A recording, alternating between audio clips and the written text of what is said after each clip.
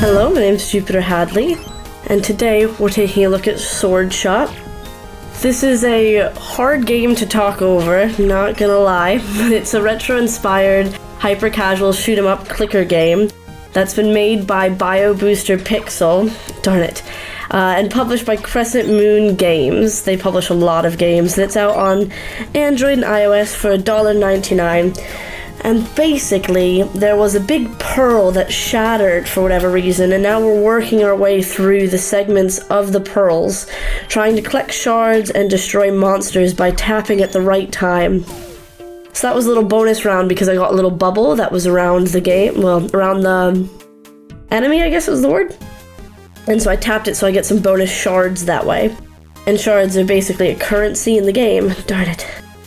So this is really quite hard. You gotta focus a lot. We're in the first world, and it took me a lot of time to get out of this myself. So the best strategy I've found is if you follow a certain object around the edge and just know exactly when you need to tap, like how far it is past you, and then get used to tapping at that's too early, at that exact time. At the bottom of the screen, you can see your enemy's health as well as how many shots you have left, which is basically your health. Because if a shot makes it through, it doesn't take away from your health. However, if it hits any of the outside blockers, it will. And we're moving up. This is actually World 2. Sorry, my bad. This is World 2 in the junkyard. At the end of each world, there's 2 chapters. At the end of each world, you do have a boss fight, which are amazingly challenging. They do more than just this little movement thing.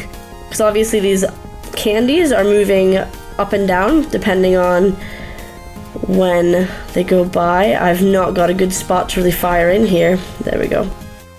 I like this little Tamagotchi pet. There's quite a few different enemies. There's like a cloud that's got umbrellas that open and close around it. That's very, very challenging. One of the bosses, last chance, we're gonna look at some power-ups. One of the bosses actually moves across the screen. We've got some shards, and there's some different skills for each level. So this skill, crack eggs, it gives you 3 extra shots, so 3 extra shots in your shot area. This one just does a damage to them, and this gives you a life. So in the middle of this little pearl, you have your lives. I have 7. So you can buy just extra things if you think it'll help you. Now if we get all of these shots perfect, we should be able to beat this. Once you've purchased it though, you can't buy it again, it's all cracked, so. Ah, darn it. I think we're gonna make it though. Cool. So, using those to sort of spend your shards on can be really make or break if you finish the level or not. There's a lot of issues that I've had, especially in boss fights, where I've needed to keep buying more lives in hopes of staying alive a little bit longer. Ah, this one's very, very tricky. I don't really know the best point, but I don't want to have to deal with those batteries at all. I quite like how themed the middle person is with all of the stuff around it. I think that they're very cute, but I think it's a very challenging game. It's one of those games where you definitely rage quit more often than not, and rage quitting is not something I like to feel in my soul. So for that reason, it's not a game that I'd long-term play. But it is a game that I'd probably dip in and out of from time to time. Let's just get past this enemy. Awesome. We're really making our way through it. I didn't think I was gonna do this well, you know. This one's very hard. I don't know the best time at all to go through this, but I'm hoping that going between these 2 different objects will give me a little bit more hope.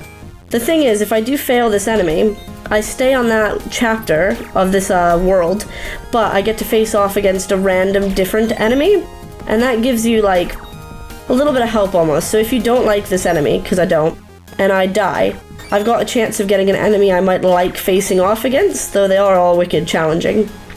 Yeah, so we're gonna see that now. Oh, it's the same enemy. What were the odds? That's probably just because I explained that. Most often, though, it is a different enemy that you face off against. However, there's a different pattern around this one, and there's the bonus orb in the middle, so that we can get some extra shards if we do hit that. I don't sit there and try to hit the bonus shards, but I totally understand why people would try to hit the bonus shards. It's just I feel like it's too hard to time it for me. Alright, let's buy some stuff. While we're here, I'm also gonna buy another life. And then it directly hit that, okay. Darn it. It's just a wicked challenging game.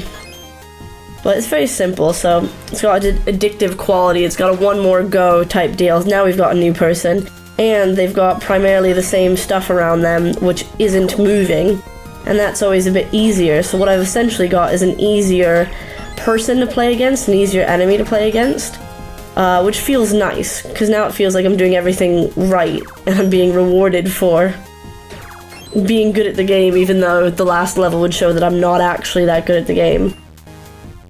Maybe we'll get to a boss fight in this. Maybe not. I like the TV antennas all broken. I forget that TVs actually have antennas. Oh, we're doing pretty good here. I don't want to jinx it. There we go. Victory.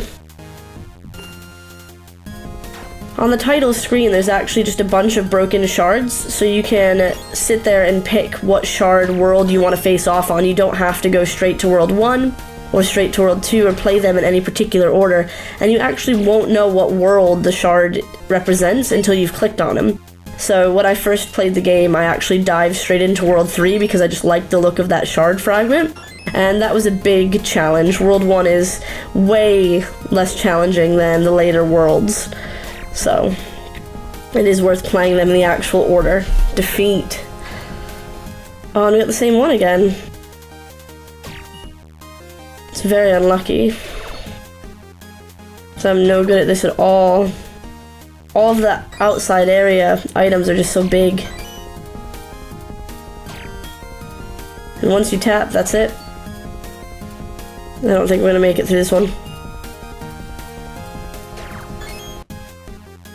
And I don't feel like it's worth spending any shards on it because I'm not good. Got a bonus. And I'm gonna keep going between these two records, because I feel like that's the easiest spot. And so you can get the hang of how all the different outside materials work and how you're supposed to go around them.